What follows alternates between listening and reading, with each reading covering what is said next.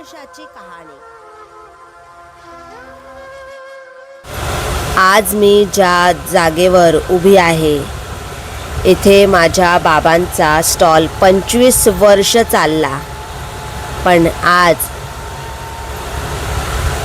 तोच स्टॉल बंद आहे।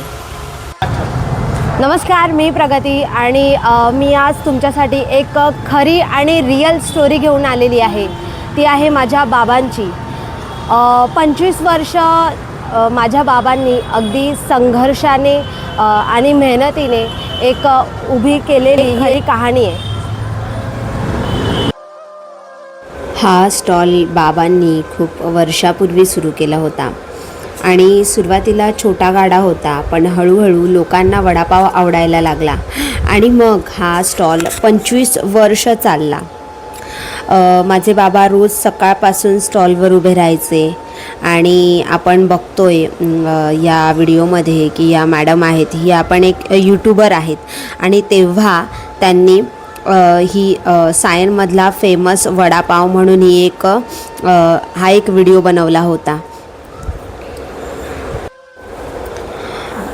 वडा तळणे, पाव तयार करणे, चटणी लावणे, सगळं काम ते स्वतःच करायचे।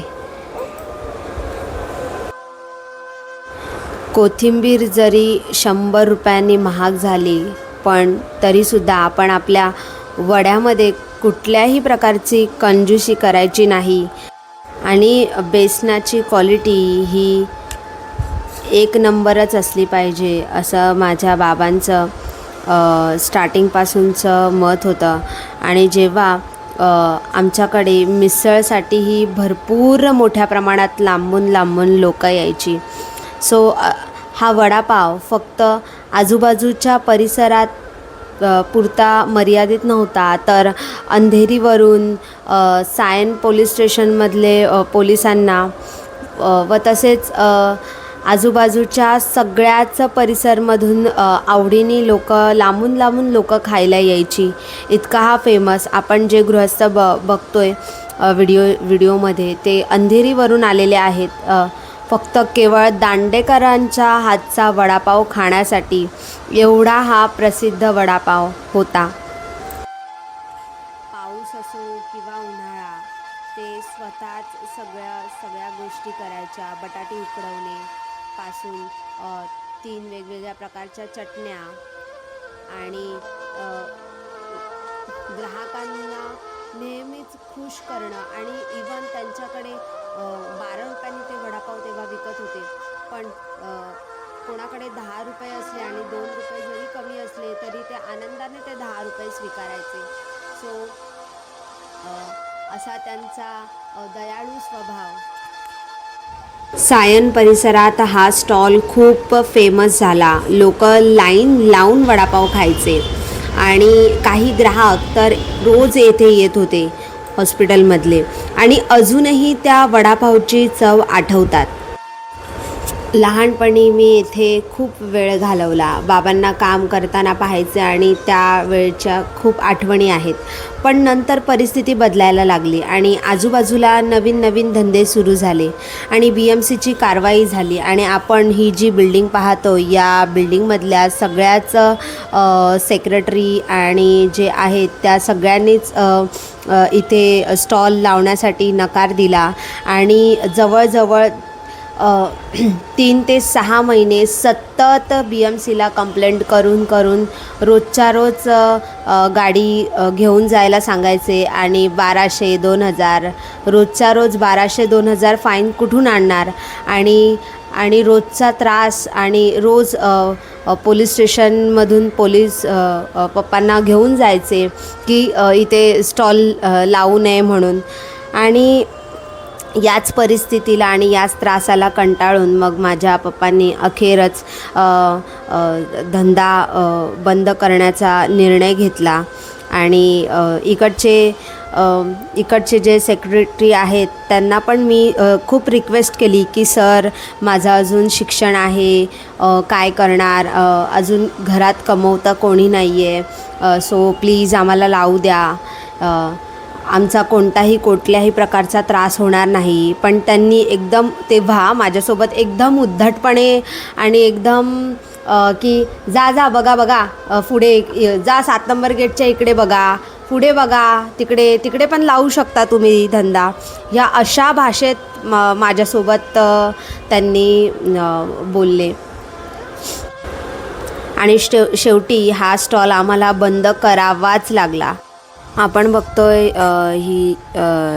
ही जी गर्दी आहे दांडेकर वडापावच्या बाजूला होती सुरुवातीला, पण वाढते धंदे बघताच आणि वाढती गर्दी बघताच तिकडच्या सेक्रेटरी आणि बिल्डिंगमधल्या लोकांनी सततची कंप्लेंट केली आणि सगळेच धंदे हे समोर शिफ्ट झाले. मी शूट करते म्हणजे त्यांना असं वाटतं आहे की मी कॉम्प्लेंट टाकते धंद्यांविरोधात, पण असं काहीच नाही. प्रत्येकाचं पोट आहे आणि मला कोणाच्या पोटावरती पाय द्यायचा नाही आहे. प्रत्येकाची मेहनत, ज्याच्या त्याच्या मेहनतीने आणि कष्टाने जो तो पैसे कमवणार. सो या व्हिडिओच्या माध्यमातून मी सांगू इच्छिते की मला कोणत्याही प्रकारची मी कंप्लेंट किंवा काहीच करत नाही आहे. हे आणखीन एक महत्त्वाची गोष्ट म्हणजे काही नियमानुसार हॉस्पिटलच्या आसपास विशेषतः 100 मीटरच्या आत खाद्यपदार्थ विक्रीवर मर्यादा किंवा बंदी असू शकते. यामागचं कारण म्हणजे स्वच्छता आणि रुग्णांच्या आरोग्याची काळजी. अशा नियमांचा काही व्यवसायावर परिणाम होऊ शकतो आणि कदाचित हेही एक कारण असू शकतं. आणि हा स्टॉल फक्त एक बिझनेस नव्हता, ही आमची पिढ्यानपिढ्या चालत आलेली परंपरा होती. माझ्या बाबांनी खूप मेहनतीने उभा केलेला आणि मीही त्यांच्यासोबत हे स्वप्न पुढे नेण्याचा प्रयत्न करत होते. पण 2 वर्षापूर्वी एक असा काळ आला, अशी वेळ आली जेथे आम्ही दोघेही या स्टॉलसाठी खूपच रडलो. खूप प्रयत्न केले, खूप धावपळ केली, पण काही गोष्टी आपल्या हातात नसतात. कोणाकडूनही मदत मिळाली नाही आणि शेवटी आम्हाला हा स्टॉल बंद करावा लागला. पण आजही त्या आठवणी, तो संघर्ष आमच्या मनात तसाच जिवंत आहे. माझ्या पप्पांचं गाव म्हणजेच माणगाव आणि माणगावमध्ये मूर बेसिकली त्यांचं गाव आणि गोरेगावामध्ये दत्त मंदिरजवळ आमच्या कुटुंबाचा एक छोटासा व्यवसाय होता, तो प्रगती फरसाण स्वीट मार्ट. हा माझ्या आजोबांनी याची सुरुवात केली. खूप कष्टाने आणि खूप शून्यातून दिवस रात्र मेहनत करून त्यांनी हा व्यवसाय उभा केला आणि तिकडेही लोक दुरून अशी चव खाण्यासाठी यायचे. चव अशी होती की एकदा खाल्लं की कायम लक्षात राहायचं. पण आयुष्य नेहमीसारखंच नसतं. काही कारणामुळे माझे आजोबा आम्हाला सोडून गेले आणि त्यानंतर हा व्यवसाय बंद करावा लागला. आणि त्या दुकानासोबत फक्त आमचा व्यवसाय बंद झाला नाही तर आमच्या घराचा एक भागच हरवला. पण स्टोरी इथेच संपत नाही. माझ्या काकांनी पुन्हा उभं राहायचं ठरवलं आणि आज वाशीमध्ये त्यांचा वडापावचा व्यवसाय आहे. आणि माझे बाबा त्यांच्यासाठी वडापाव हा फक्त बिझनेस नाही, तर आमच्या पूर्ण फॅमिलीसाठी हा फक्त व्यवसाय नाही, तर ही एक वडिलांची आठवण आहे. वडापाव म्हणजेच बाप आणि मुलगा, म्हणजेच बाप मुलाशिवाय राहू शकत नाही, असंच आमचं वडापावसोबतचं नातं.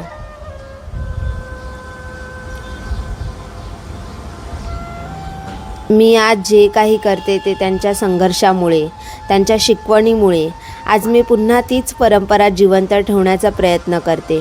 त्या चवीत, त्या आठवणीत आमच्या कुटुंबाचा इतिहास आहे. कदाचित दुकान बंद झालं, पण स्वप्न अजून जिवंत आहेत. आणि आजही मला लोक विचारतात की प्रगती, तुझ्या पप्पांनी धंदा का बंद केला, एवढा भारी चालायचा. पण त्या मागची खरी कहाणी कोणाला माहितीच नव्हती. आणि खरं तर पप्पांनी धंदा बंद केला नाही, स्टॉल बंद केला नाही, तर त्यांना सुखाने धंदा करूच दिला नाही. प्रत्येक वेळी अडचणी प्रत्येक वेळी लोकांचा त्रास, बोलणी, आजूबाजूच्या धंद्यावाल्यांची बोलणी की इकडे नको कचरा टाकू. एवढे वर्षाचे जुने असूनसुद्धा पण सगळीकडूनच त्रास, BMCचा त्रास, वरचे बिल्डिंगमधल्या सदस्यांचा त्रास, वरून काही ना काहीतरी कुरापती करणं, केसांचा बंडल टाकणं किंवा काही ना काही करणं किंवा रोजच्या कंप्लेंट्स.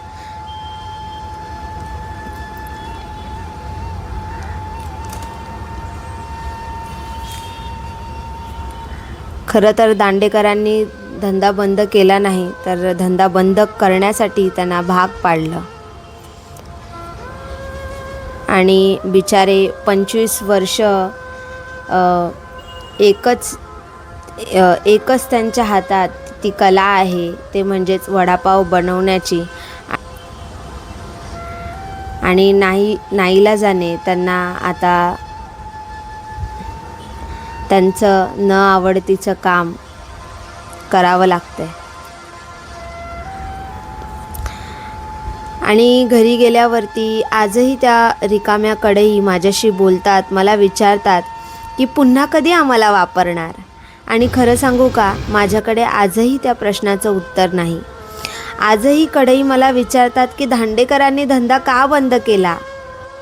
आणि मी प्रत्येक वेळेस थांबते, विचार करते, कारण आन्सर एकच. वेळ बदलली, परिस्थिती बदलली आणि आयुष्याने वेगळा मार्ग दाखवला. आणि एक दिवस दांडेकर वडापाव पुन्हा सुरू होईल अशी मला आशा आहे. आणि तेव्हा लोक फक्त वडापाव खायला येणार नाहीत, तर आमची कहाणी अनुभवायला येतील. जर तुम्हाला ही स्टोरी आवडली असेल तर कॉमेंटमध्ये नक्की सांगा. आणि तुम्हाला काय वाटतं, दांडेकर वडापाव पुन्हा सुरू झालं पाहिजे की नाही.